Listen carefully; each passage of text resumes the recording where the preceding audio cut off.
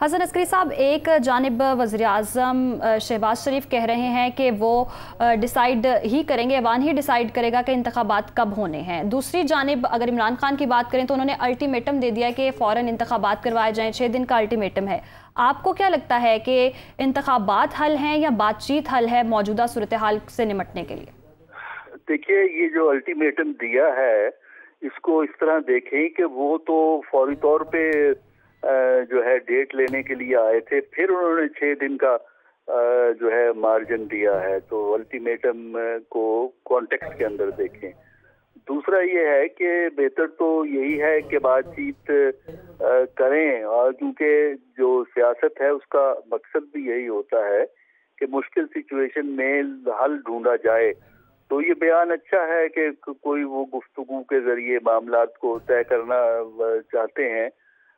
हम यही उम्मीद करते हैं कि ये स्टेटमेंट्स हैं ये रियलिटी बनेंगी, यानी अमली तौर पर इसके लिए इसी नीयत से इक़दामात उठाए जाएंगे जिस नीयत से ये स्टेटमेंट दी है, यानी मामलात को तय करने के लिए। वरना अगर इस नीयत से डायलॉग ना किया जाए तो फिर गुफ्तगू बराए गुफ्तगू हो के मामले जो हैं वो रुक जाते हैं।